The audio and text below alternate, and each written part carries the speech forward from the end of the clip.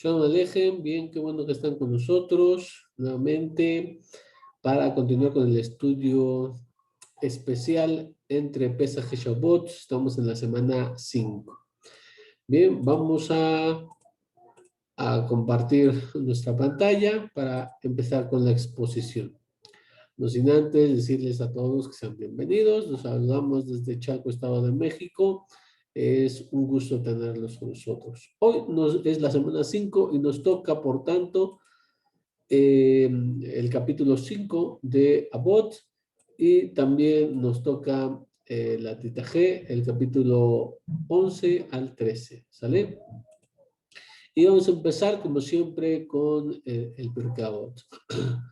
¿Y qué vamos a abordar el día de hoy? Dice así, él solía decir a los 5 años, las escrituras, estamos hablando de Abot capítulo 5, Mishnah 22, dice a los 10 la Mishnah, a los 13 los preceptos, a los 15 el Talmud, a los 18 el casamiento, a los 20 la persecución, a los 30 la fuerza, a los 40 el entendimiento, a los 50 el consejo, a los 60 la madurez, a los 70 la vejez, a los 80 el poder, a los 90 la meditación, a los 100 como si estuviera muerto y no estuviera en este mundo.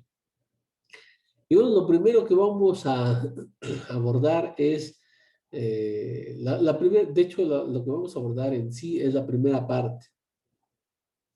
Como dice, a los 5, Bejmesh es, ajá,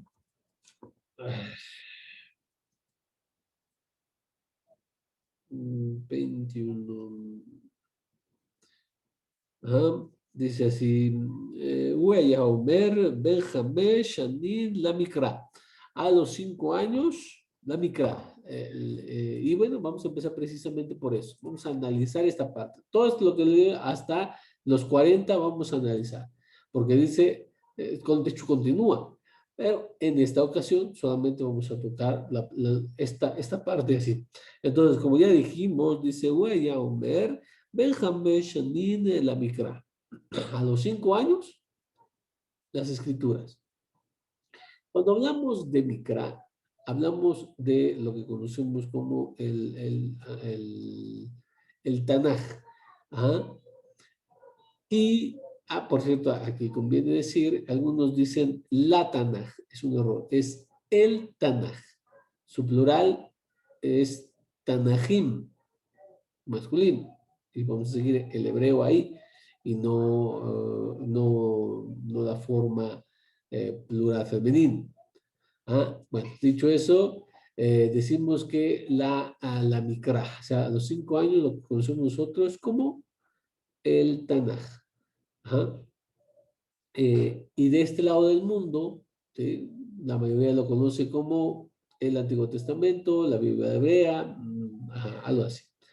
Bueno, después dice Ben Eser, la Mishnah. Entonces, a los 10, hijo de 10 años, a los 10 años, para la Mishnah. Ben Shelosh Esre la Mitzvot. A los 13, a los 13 años, para las Mitzvot. Ben Hamesh Esre la Talmud. A los 15 años, al estudiar el Talmud. Todo esto es inicio. Cheque bien, a los 5 años empezamos a estudiar el Tanaj. Ya hemos visto en la Halajá, los que nos han seguido un poquito más de tiempo, que cuando el niño empieza a hablar, se le enseñan algunos versículos, por supuesto, pero empezar a estudiar el Tanaj es a los 5 años. Y entonces dice, Ben Shemonezre la Jupa, de los 18 años el casamiento. Ben Ezrin Lirdof. A los 20 años la persecución. Aquí ya de hecho ponemos una interpretación, ¿verdad? Pero ahorita lo vamos a ver con más detenimiento. Luego viene lo de los 30, que dice Ben Sheloshin la Koach. a los 30 para la fuerza, Ben Arba'in la Binah, a los 40 para el entendimiento, Ben Hamishin la Etzah. Ah, pero eso ya no vamos a meter el día de hoy. Bien, entonces comencemos. 5 años, ustedes notaron que dijo 5, 5, 5, 5. ¿Ah? Nos dijo 5, 5, 5. Está a los 5 años la Mikra, a los 5 años más la Mishnah, 5 años más el Talmud. O sea, el del estudio vemos 5. Y luego desde 10 a 13 es la diferencia de 3 años. Ahora, de 15 a 18 son otra vez 3 años.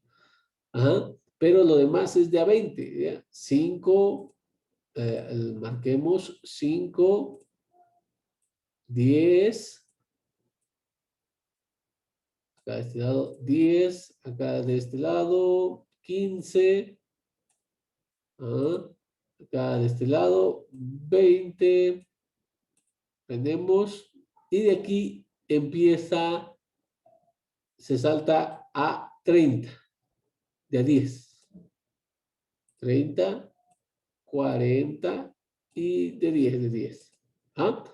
Entonces, ¿de dónde se saca que a los 5 años empiezas el estudio de la Mikra? Se saca bueno, se aprende de lo que está escrito en el libro de Vayikra acerca de los árboles incircuncisos. Ustedes recordarán, cuando la cita dice así, por 3 años os será como incircunciso y no se podrá comer. Cuando dice, cuando vayan y entren a la tierra, ustedes van a sembrar, ok, van a sembrar ahí, y de esto, 3 años, estos árboles no podrán comer. Al 4.º año, todos los frutos son consagrados para el Eterno. Y hasta el 5.º año es cuando ya se tiene la oportunidad de disfrutar de su fruto. Entonces, ven al 5.º año. Es entonces similar que decir que el pequeño, en su proceso, a los 5 años empezamos a instruirle en la Mikra, en el Tanaj. Y más de dónde se aprende, el Talmud dice, el versículo dice de 25 años para arriba. Está en Números 8:24. Y otro versículo también dice de 30 años para arriba. Es imposible decir 30, 35, no, perdón, 25 años para arriba. Es imposible decir 30 como ya se ha dicho 25. Y es imposible decir 25 cuando ya se ha dicho 30. ¿Cómo se pueden reconciliar estos versículos? Dice así, 25 años es el momento para el aprendizaje y 30 para el servicio. ¿Sí? Hay un error, ¿verdad?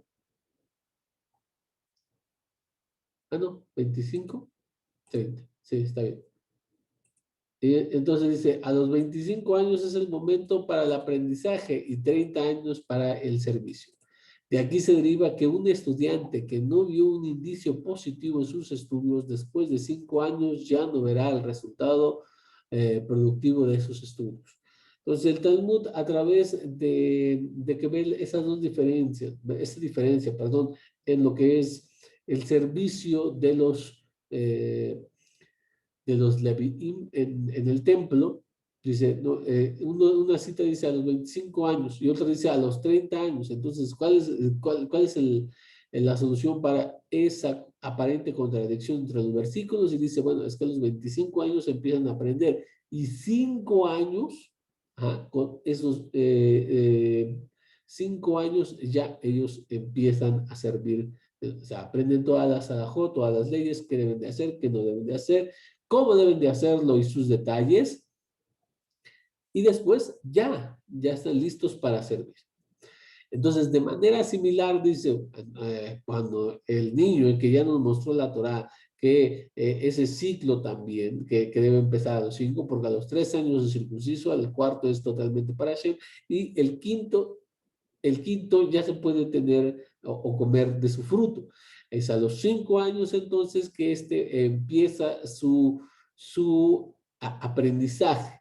Y así verá, dentro de 5 años empieza otro aprendizaje y dentro de 5 años empieza otro y empieza otro. Ese es el ciclo que lo vimos. Primero dijo 5 años Mikra, el Tanaj, 10 años la Mishnah. Primero, vean, está lo que es escrito, precisamente, la Mikra, el Tanaj.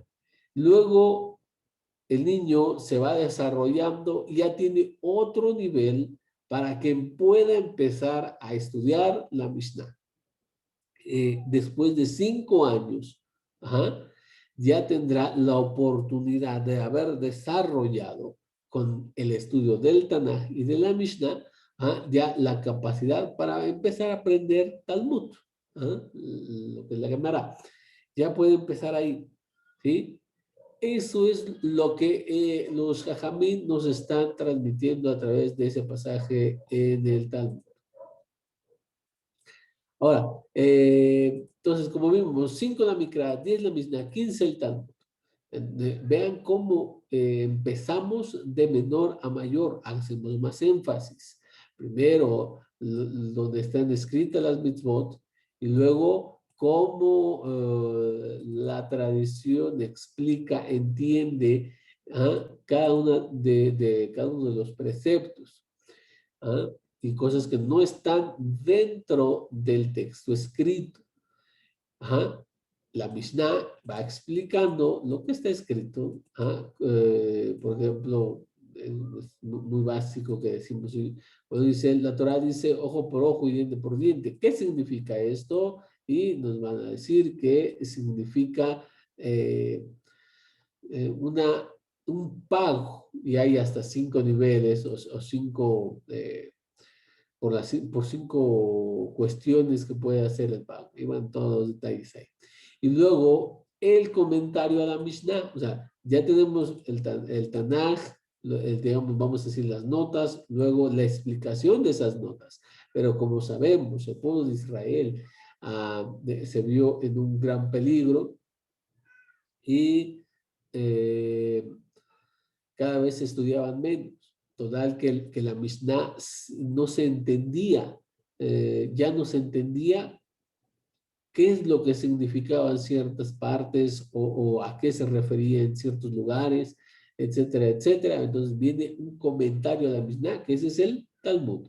Pero para estudiar el Talmud ya debió la persona haber estudiado la Mikra y la Mishnah. A los 13 años, dice, es conocido como Bar Mitzvah. En el caso de la mujer, hoy hay algo conocido como Bat Mitzvah. ¿Sí? Y la mujer es a los 12. Entonces, este niño pasa a ser, religiosamente hablando, pasa a ser hombre, pasa a ser Ish, pasa a ser religiosamente hablando como hombre, un adulto, religiosamente hablando, insistimos. Esto quiere decir, entre otras cosas, que ya está obligado por la Torah a cumplir cada uno de sus preceptos. Antes de, se le va acostumbrando, se le va enseñando, se le va instruyendo, pero no está obligado por la Torah a seguir cada una de las mitzvot. Entonces, a los 13 años es cuando inicia, vean cómo vamos haciendo énfasis. 5, inicia a aprender el Tanaj. 10, inicia a aprender el Mishnah. Y a los 15 años inicia a aprender el Talmud. A los 13 años inicia a cumplir las mitzvot. No se trata de una fiesta. Podemos decir, y si no hay fiesta, ¿él es bar mitzvah o no es bar mitzvah? Por supuesto, es la edad, no es la festividad. Hay muchas veces que sí se hace un gran festejo, Baruch Hashem, está bien, pero que no se entienda como el festejo es bar mitzvah. O sea, si te invito al bar mitzvah y se tiene como, la fiesta. No, ese no es es el momento, la edad donde él ya empieza a, a ser religiosamente hablando un adulto y los mandamientos, las leyes, todas pesan sobre sí. Ahora, eso es en cuestión de, dijimos, las primeras partes, pero ¿de dónde se aprende lo de, bueno, y pueden decir, y bueno, ¿y dónde aprendemos lo de que a los 13 años es Bar Mitzvah? Bueno, lo aprendemos de la Torah misma, pero aquí no tenemos porque este es un tema un poquito más complicado, tenemos que ir a ver a varias partes y por ahora entonces solamente deben de saber que dentro de la tradición a los 13 años es cuando se les dice ya como hombre, se le describe, la Torah le describe como hombre. Y por eso es que varios preceptos encontrarás que ya, por ejemplo, ¿qué pasa si sabemos que hay dos hombres que viven juntos y son hermanos y, bueno, un hermano muere sin dejar descendencia, la viuda tiene que casarse con el hermano, si no quiere casarse, entonces se hace el proceso de Jalitzá y, digamos, para hacer ese precepto de Ibum, ¿qué sucede si el hermano es menor?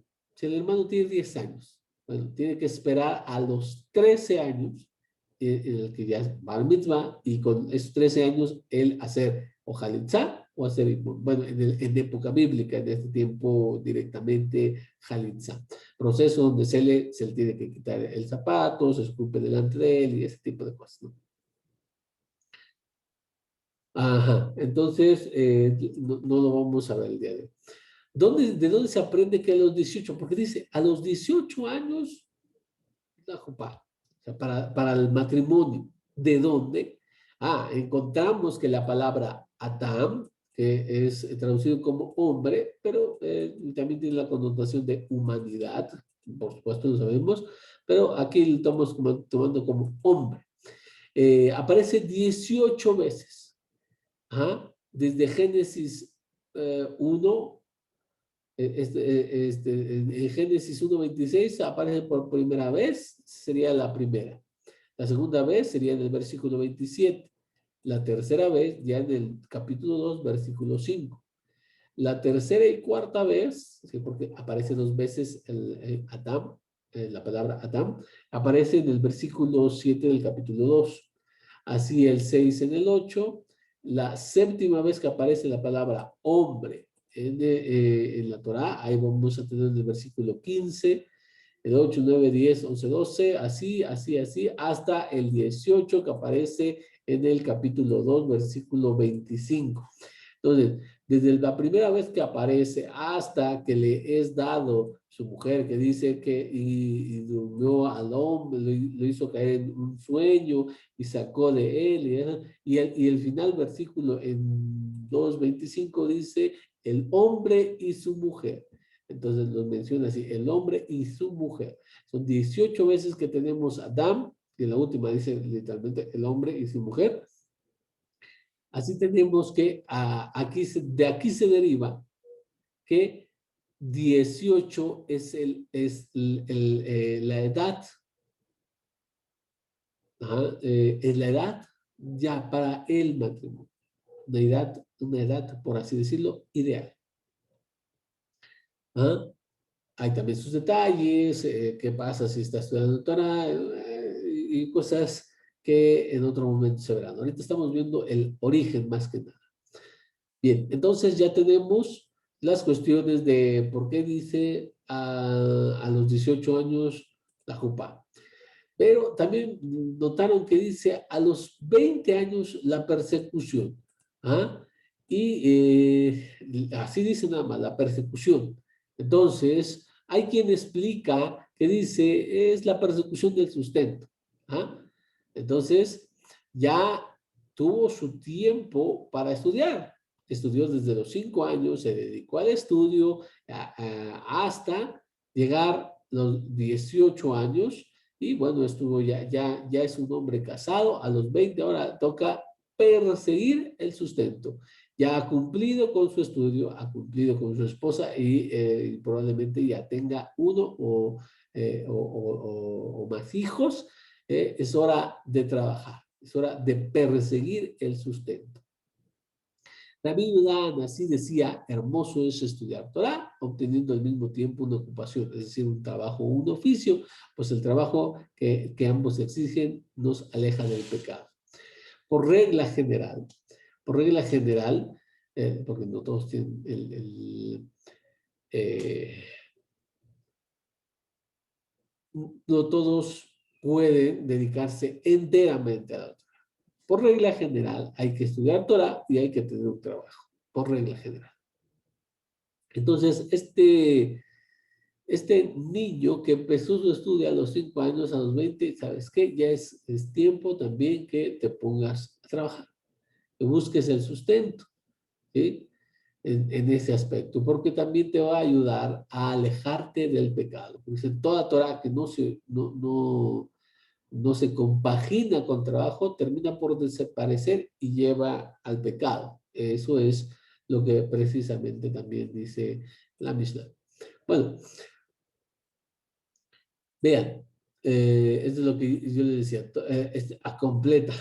Esta es la primera parte, todo trabajo que ambos exigen alejan del pecado y luego añade, todo estudio que no va acompañado de una ocupación acaba en nada y conduce al pecado. Otros explican, vale, esa es una explicación, pero hay quien explica que no significa que debe perseguir el sustento, sino que en ese momento él ya se le persigue por el tribunal celestial. Va a decir, mira, entonces, y los 2 primeros años, se casó a los 18, tenía 19, ¿y qué pasó? O sea, cuando cumple todo el año 18, todo el 19, entonces todavía no trabaja. Entonces hay quien explica diciendo que ahora es perseguido por el tribunal celestial. Entonces recuerden que hay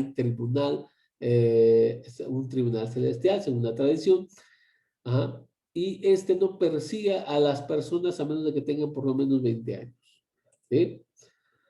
Ahora, aunque el principal juicio del hombre es en el primer día del año, eso lo sabemos, la tradición nos remonta a decir que en Rosh Hashanah todo el mundo es juzgado. Hoy hay 24 tribunales en el cielo que juzgan al hombre en cada en cada hora del día, según sus acciones. Es este tribunal, que está juzgando, y bueno, aquí le enseña el rabino Shalom Arush acerca de estos tribunales. Bueno, entonces, ahora nos toca lo de la fuerza. Acuérdense, vamos 20 para perseguir, para la persecución, sea del estudio como algunos interpretan, o sea, para persecución por el tribunal celestial. Después de eso nos viene y dice, a los 30 años es la fuerza. ¿Y de dónde se aprende?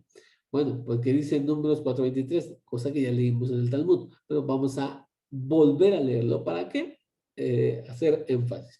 Alistarás a los de 30 años en adelante hasta los 50, a todos los aptos de la milicia para que se presenten al servicio de la tienda del encuentro.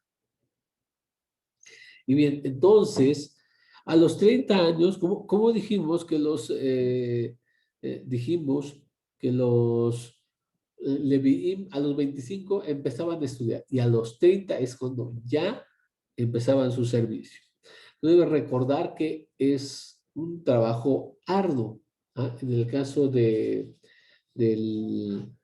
cuando era un santuario móvil, ellos también lo desarmaban, lo armaban. Bueno, hay todavía también sus trabajos difíciles y trabajos que tienen que enfrentar ya cuando era templo.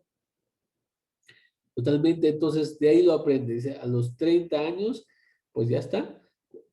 Es la edad que tiene la fuerza. ¿Para qué? Para emplearlo en el servicio. Y lo aprende de los de Leví. Ajá. A los 40 años, y dice, a los 40 años es Binah, y que dice, 40 años es el entendimiento.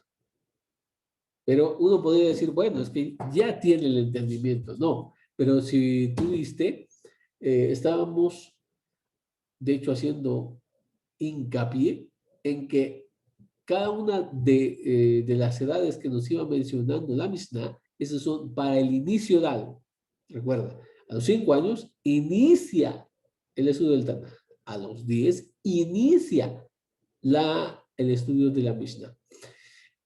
A los 13 inicia a guardar los preceptos. A los 15 a estudiar el Talmud. A los 18 inicia su vida marital. Eh, a los 20 inicia la persecución del sustento. ¿Ah? Y entonces a los 30 la fuerza. ¿Ah? Inicia, como que inicia ese lapso donde aprendemos de los Leví que empezaban su servicio. A los 40, ¿qué inicia? ¿Ah? El entendimiento. Y podemos decir que no tenía entendimiento cuando estudiaba Mikra, Mishnah y Gemara. ¿Ah? O sea, sin entendimiento alguno practicaba todas las mitzvot. No, entonces aquí ¿qué se refiere al entendimiento de la Kabbalah? O sea, en este es la Kabbalah. No se puede estudiar Kabbalah sin haber estudiado Mikra, Mishnah, Gemara, cumplir preceptos, estar casado, con hijos, trabajo y ser emocionalmente estable. Yo lo busqué en internet, cosas que necesitas para estudiar, requisitos para estudiar Kabbalah. Y bueno, en una página por ahí, que me faltó nada más poner aquí la, este, el link, ajá, pero él menciona estar casado con hijos y ser emocionalmente estable, ¿ah? Aparte de haber estudiado literatura rabínica. Bueno, es lo que dice ahí. Esto de ser emocionalmente estable lo estamos poniendo, bueno, pero lo vimos por ahí. Ahora, lo que sí, en la Mishnah nos dijo, estudió Mikra, estudió Mishnah, estudió Gemara, ya cumple preceptos, está casado, tiene hijos, porque acuérdense, 5 Mikra, 10 Mishnah, 10 Talmud, 13 las mitzvot, 18 la Jupá, y a los 20 perseguir el sustento, es decir, el trabajo. Esto es lo que necesitamos. Hay mucha gente que quiere inmediatamente, no, y esto es una realidad. ¿Ah? Dice, quiere estudiar Mishnah, o no, más bien dicho, todos quieren estudiar Talmud. Dice, bueno, yo quiero estudiar Talmud. Enséñame Talmud. Pero no han leído, y no hablo de estudiar, no han leído una sola vez, la mayoría, el Tanaj completo. No hablo de estudiado. Para estudiar no es lo mismo leer que estudiar. Ahora, la Mishnah ni saben que ni la quieren tocar. Pero ya quieren estudiar Talmud. Y lo peor, algunos se quieren estudiar Kabbalah y ya andan ahí por ahí ya siendo cabalistas y todo eso, pero no han estudiado una hoja del Talmud. ¿Sí? O no guardan mitzvot. Y bueno, esto es necesario. Y vamos a esto. Ven que se dijo estudiar el Tanaj, la Mikra, desde los 5 años. O sea, si a los 40 empiezas, ya puedes empezar a estudiar. 40 años de edad, ¿ah?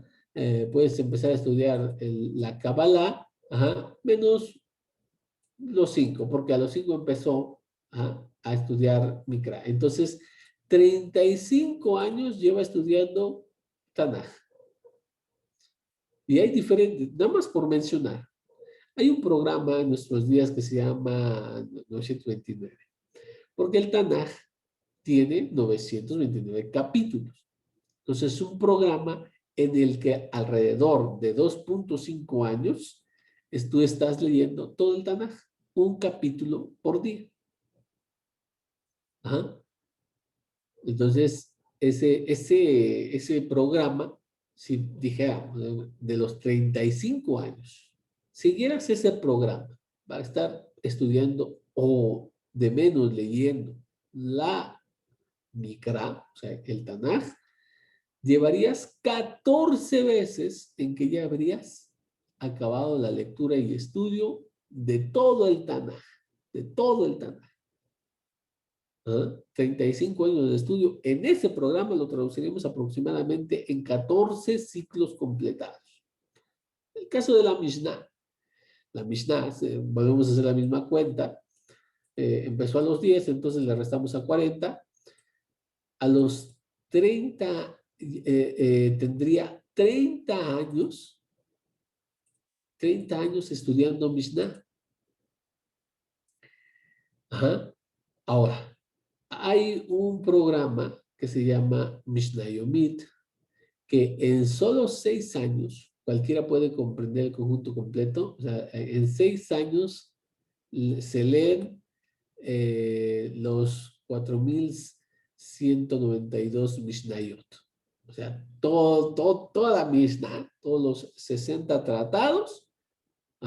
Si seguimos este de Mishnah Yomit, se estará leyendo. También hay otro por ahí que es Previomi, que es un capítulo de la Mishnah. Hay sus diferentes tiempos. Estamos nada más dando un ejemplo, ¿no? Pues entonces, en esos 30 años habrá completado 5 ciclos de lectura y estudio. Hablemos de la Gemara. Si empezó a estudiar a los 15 años Gemara, entonces un total de 25 años estudiando la Gemara. Entonces, hay otro programa que se llama Daf Yomi, una hoja diaria. Es un programa de estudio de las 2711 páginas del Talmud, que se lee en 2711 días. Esto es en 7 años y medio aproximadamente. Entonces, en 25 años que lleva estudiando el Talmud, bajo este programa, debería haber acabado 3 veces todo el Talmud. Entonces, esto es para poder nosotros ubicarnos. No solamente se trata de llegar y decir, bueno, yo quiero estudiar Kabbalah, pero tienes que estar preparado. Y nada más puse estos programas, ¿sí?, para que veamos, no solamente decirte, 35 años estudiando Tanaj, 30 años estudiando Mishnah y 25 Talmud. Bueno, no, pero estudio completo, bueno, en algún programa ya para hacértelo más gráfico. Y esto es importante. No debemos de saltarnos las cosas. Vamos poco a poco. Hay mucho que estudiar antes de llegar a Kabbalah. Entonces, todos los alumnos les animo a que empecemos por el lado correcto. Iniciar por el principio, ¿sí? No queramos correr cuando no podemos caminar. No podemos correr cuando no hemos aprendido o estamos gateando. Eso no se puede. Entonces, bueno, en ese aspecto. Bueno, ¿qué dice el Rambam? Vamos a leer un poco de lo que dice el Rambam. Los temas en estos 4 capítulos de estos 5 mandamientos son los mismos que los primeros sabios llaman la viña, diciendo 4 entraron a la viña o al huerto, diferentes traducciones. Está hablando de el Mishneh Torah, y está diciendo, bueno, explicó algunas cosas y dice, lo que hemos tratado en el Talmud, en Hagigah 14, dice, a quienes, aunque eran grandes hombres en Israel y grandes eruditos, no todos tenían el poder intelectual para conocer y comprender todos estos asuntos con claridad. Y digo que nadie merece pasearse por el huerto o la viña si no se llena de pan intelectual y de carne. Hay que saber que está prohibido y que está permitido y semejante a estos, a los demás mandamientos. Y aunque estos asuntos fueron declarados por los sabios como de menor importancia, porque dijeron, un gran asunto son las obras del carro y los asuntos menores son las controversias de Abía y de Raba. está hablando acerca de dos, cómo se inicia la Kabbalah al empezar a, a razonar, a estudiar dos grandes cosas. Maaseh Bereshit, los actos de la creación, porque si el que cree que ya ha aprendido cómo fue la creación, no tiene ni idea. Y Maaseh Merkabah, el carro divino. Estos dicen mucho más que las discusiones alágicas entre los sabios, por supuesto. Ajá. Pero esto lo está diciendo el Rambam Mishneh Torah en el Yesodé a Torah, las leyes de los fundamentos de la Torah, el capítulo 4, la alajá 13. Él está diciendo que no todos están preparados y pone ejemplos diciendo, ¿sabes qué? Hubo quienes entraron a al estudio de la mística, o sea, decir, la Kabbalah, pero no de los que entraron, solo uno no recibió daño. Entonces, es lo que trata de hacer es decirte que no todos, literalmente te lo digo así, no todos estamos preparados para eso. Entonces, si grandes que no nos podemos comparar pero en nada, ajá, no nos podemos comparar con ellos, entonces nosotros podríamos recibir mucho daño. Entonces hay que hacerlo las cosas con cuidado. La Gemara relata, Rabí Yohanan le dijo a Rabí Elazar, ven y te enseñaré el diseño del carro divino. Rabí Eleazar dijo, todavía no he envejecido lo suficiente. O sea, Rabí Elazar, ajá, todavía no he envejecido lo suficiente. ¿Por qué? Porque necesitas edad, necesitas estudio, necesitas base, todo lo que vimos antes de llegar a Kabbalah, necesitas un gran bagaje. No es meterte por meterte. Dice, oye, no he envejecido lo suficiente. ¿Ah? Ya que uno debe estar muy tranquilo en su mente para estos estudios. Cuando envejeció, Rabbi Yohanan ya había fallecido. O sea, Rabbi Yohanan le dice a Rabbi Eleazar, ven, te voy a enseñar acerca de esto. Pero él dice, no, yo todavía no he cumplido la edad para poder estudiar estas cosas. Entonces dice, ¿qué dice? Él dice, bueno, ya cuando ya alcanzó la edad, ya no estaba vivo Rabbi Yohanan. Entonces, Rabí Asi le dijo, ven y te enseñaré el diseño del carro divino. Ajá. Y la Gemara relata, Rabbi Yosef estudiaría el diseño del carro divino y estaba familiarizado con el tema, mientras que los ancianos de Pumbedita estudiaban el acto de la creación, lo que yo les dije, más Merkabah, más Bereshit. ¿Ah? Más Bereshit. Le dijeron a Rabbi Yosef que el maestro nos enseñe el diseño del carro divino. O sea, tú nos enseñas del carro divino y ustedes y le dijo, ustedes, bueno, entonces ustedes me van a enseñar Maase Bereshit. Después de que le enseñaron ese tema, le dijeron que el maestro nos enseñe el diseño del carro divino y él les dijo, continuamos la lectura y dice, aprendimos con respecto a ellos los secretos de la Torá, miel y leche están debajo de tu lengua. ¿Ah? Lo que significa que las materias que son más dulces que la miel y la leche deben permanecer debajo de la lengua, es decir, ocultos. Entre otras palabras, no se debe hablar de tales asuntos y quien esté familiarizado con ellos no puede revelarlos a otros. Estamos citando lo que dice Maseje Hagigá 13a. Entonces, no todos pueden, en primer lugar, no todos pueden, aunque tengan ya la edad, aunque tengan el tiempo y el estudio del Tanakh, de la Mishnah, cumplan preceptos del Talmud, estén casados, hayan perseguido su sustento, etcétera, etcétera. Todo eso, sí, ya lo tienen, ok, pueden tenerlo, pero aún así no están preparados, no pueden estar preparados. Y tiene que ser oculto. La Kabbalah no es decir de que, él anda anunciando por todos lados y ya lo aprendiste en este canal y vete para allá y que también esto y también otro. Eso no, así no es. Se debe entender, dejarse muy claro. Bueno, esto es en cuestión a lo que es el Pirkei Avot. Esperemos que hayamos aprendido un poco. Y como reflexión final acerca de lo que nos dice el, el Pirkei Avot, ¿sí? Sobre estudiar. Creo que para muchos de nosotros tenemos mucho tiempo que reponer. Tenemos que estudiar mucho más. La mayoría de nosotros no nacimos en un hogar judío observante y por supuesto no empezamos nuestro estudio a los 5 años. Estamos hablando del Tanaj. Ajá. Entonces, pues más nos queda un camino aún más largo para poder iniciar el estudio de Kabbalah.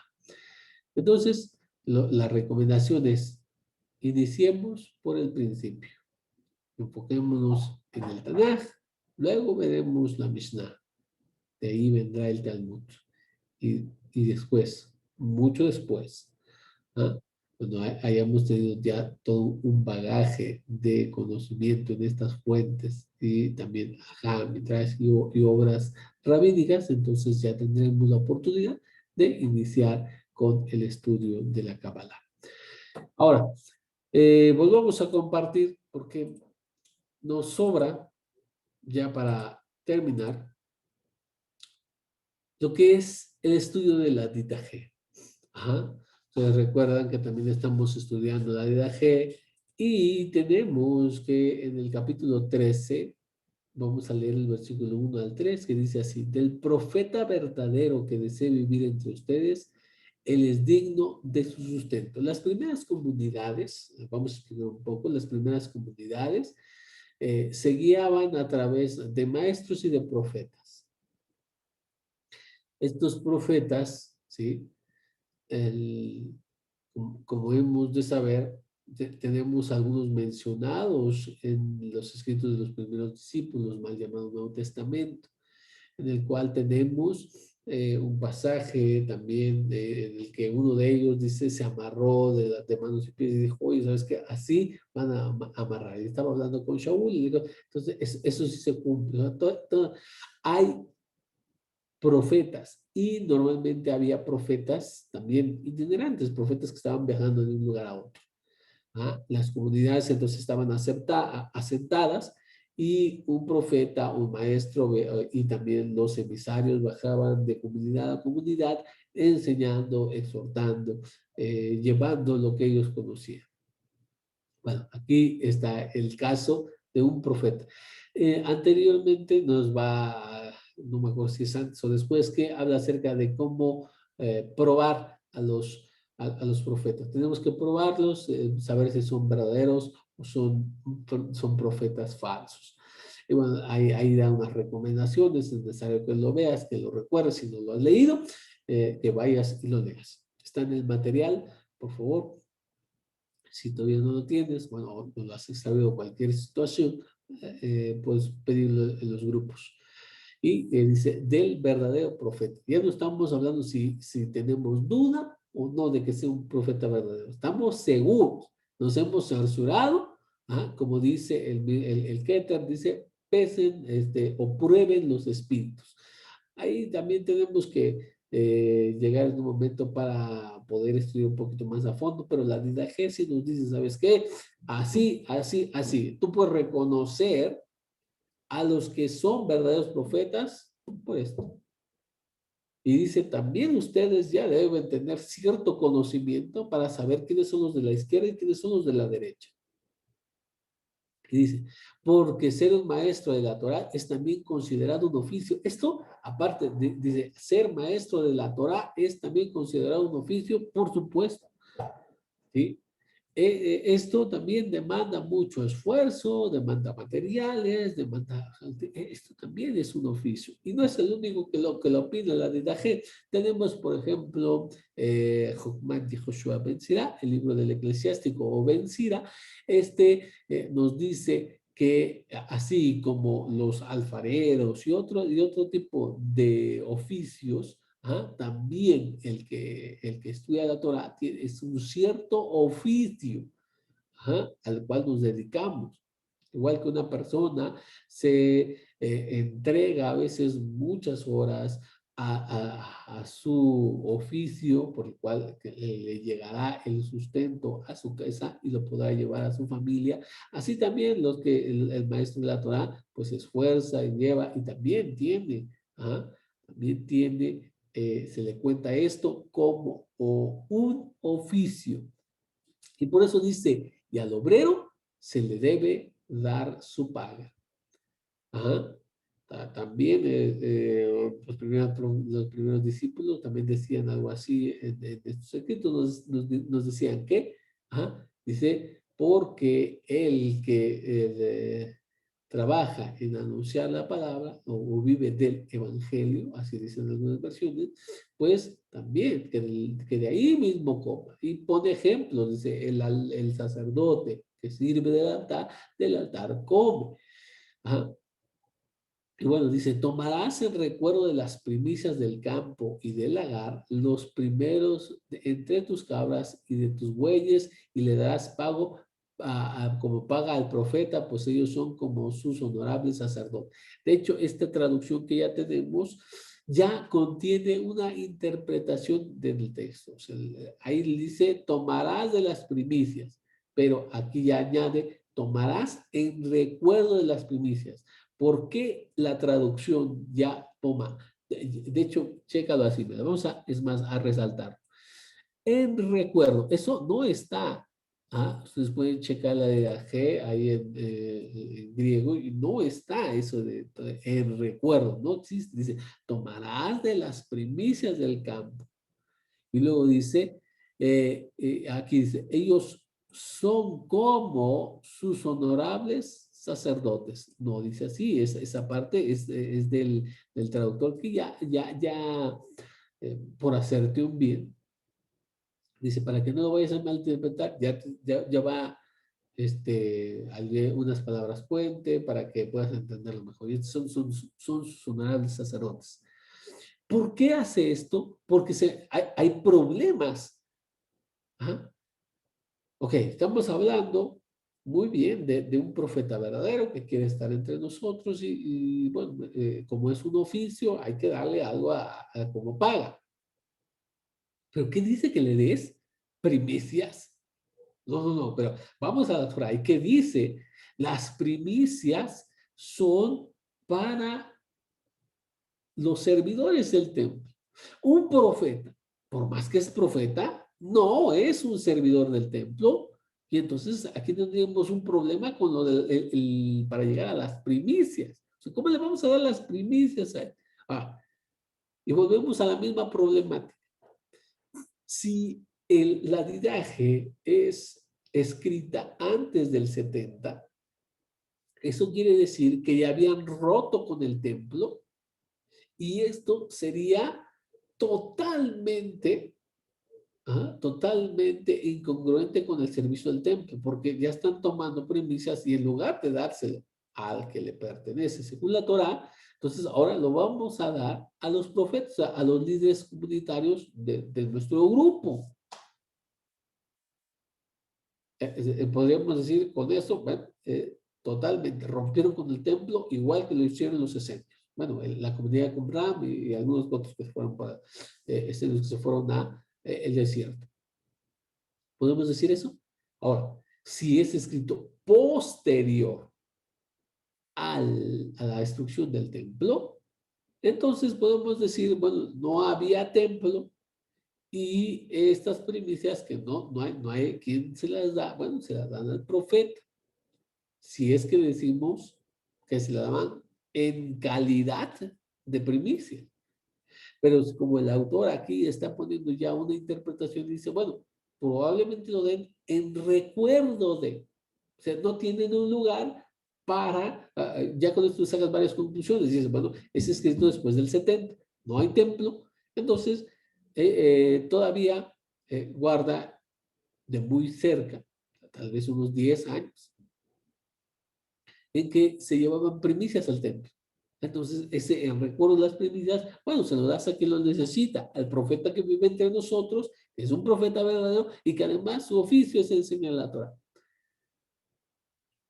Podría ser. Y con ello decir, son como, no son sacerdotes, de plano eso sí, no, ¿verdad? No son sacerdotes, o bien podría ser sacerdote. Podemos, ahí podemos explicar que sí, puede haber, que habría, porque había sacerdotes. ¿Ah? Aún después de la destrucción del templo, algunos todavía son capaces, hasta nuestros días, de argumentar que vienen de una línea sacerdotal. Bueno, allá unos 10, 20 años después de la destrucción del templo, habría quien sí lo podría hacer. Y que al no haber templo, al haber perdido eso, bueno, estuviera enseñando Torah por ahí, ¿no? Entonces, sí podría ser. Pero uno que no fuera de la tribu de Leví y no fuera hijo de Aarón, entonces no puede ser Cohen, no le podría decir honorable sacerdote. Por eso te digo, esto representa, dependiendo a la fecha que se le dé a la dita G, presenta no menos complicaciones que la otra, pero representa sus diferentes implicaciones. ¿Qué implica? Si es antes de, tuvo que haber roto con el templo. Si es después de, bueno, podemos dar esta interpretación de que era a falta del templo como un recuerdo. ¿Sí? De manera similar, ¿no? Como hacemos con el jalá. Jalá se saca la porción de jalá, se saca la porción que se daba al sacerdote, pero no tenemos sacerdotes, no hay templo. Entonces, ¿qué se hace? Bueno, se quema. Pero se sigue sacando como recuerdo. Y esto es una de las problemáticas que nos da. Bueno, y podemos decir, es que los profetas nunca recibieron primicias. ¿O sí? ¿Qué dice el Tanaj? En la siguiente estábamos en las implicaciones, que ya hablé de eso, no puse la lámina, por eso es nada más, pero hacer énfasis nuevamente. Si no había templo, entonces ya formaron una serie de observaciones en base a ello. Esto es muy importante, porque si digamos es posterior a la destrucción del templo, entonces basándose en el servicio del templo, ya empiezan a formar una serie de observancias de la comunidad. El judaísmo rabínico también tendrá precisamente eso, en base al servicio en el templo, va a llevar una cierta liturgia, por ejemplo, el de las tefilot, las oraciones.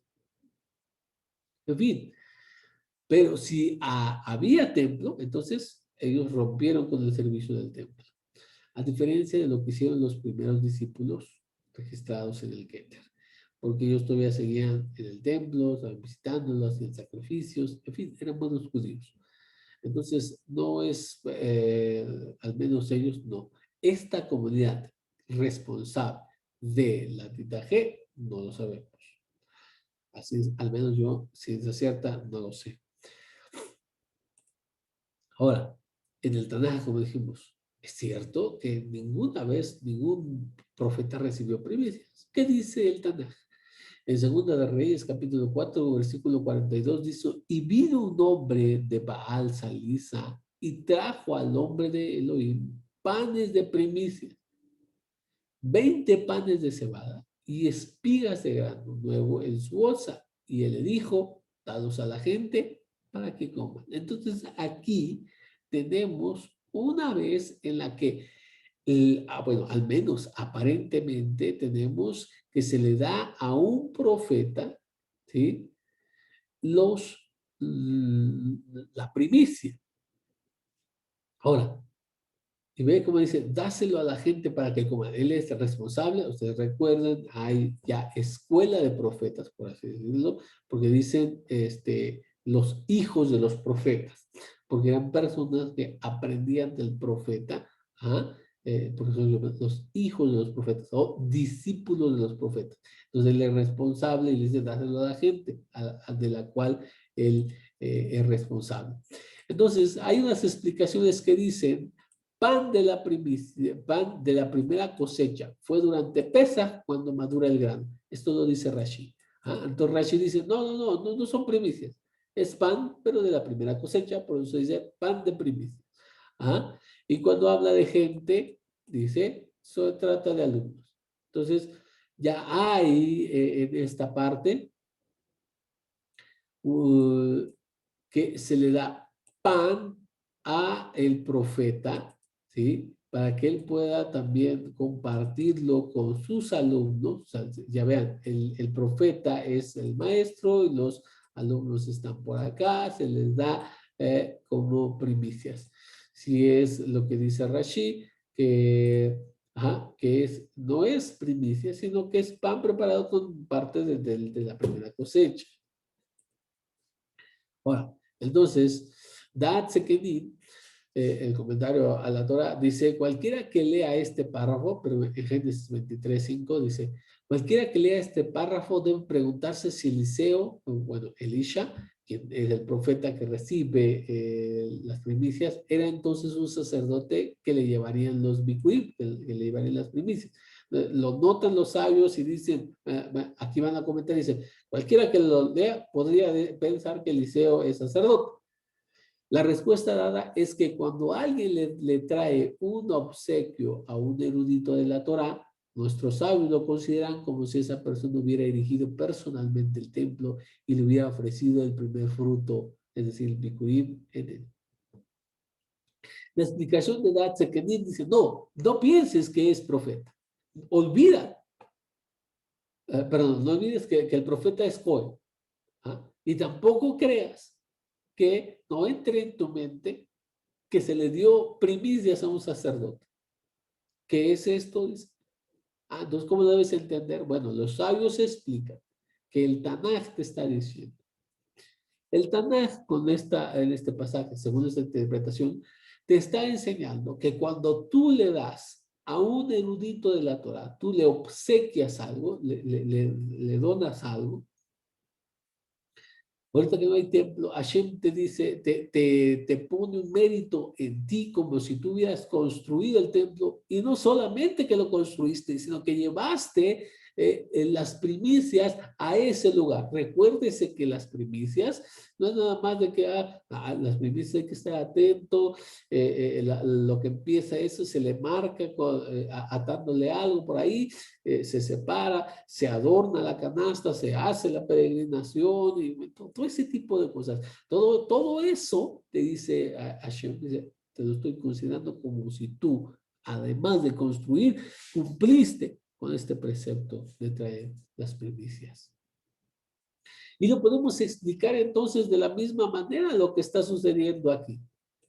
Cuando dice, tomarás de las primicias del campo y del lagar los primeros, porque ellos son tus honorables sacerdotes, es decir, que este profeta es definitivamente el que les enseñaba, ¿no? Una persona que enseñaba Torah, es un erudito, podemos decirlo.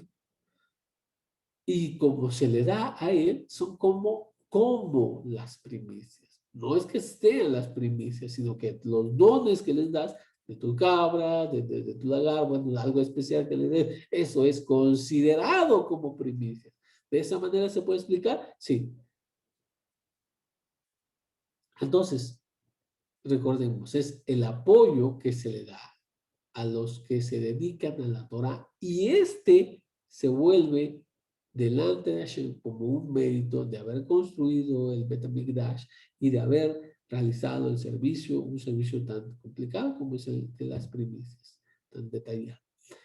Entonces, te animamos a que tú no te puedes dedicar enteramente a adorar, tienes trabajo, sí tienes que estudiar, por supuesto, pero no puedes dedicarte diciendo, bueno, ve, coopera, ve, dona, ve, da a los que se dedican a la expansión de la Torah, del mensaje, a los que se dedican a impartir la Torah.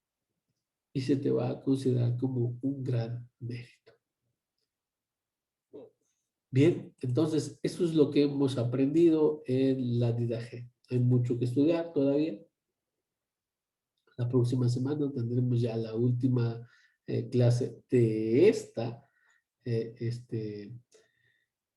de este ciclo, ya es sería la semana 6 y bueno, pues entonces los esperamos. Muchas gracias por estar con nosotros. Cualquier cosa, cualquier pregunta, bueno, ahí escríbanos y en su momento estaremos contestándola. Gracias por estar con nosotros, Leitraot, que tengan todo lo bueno.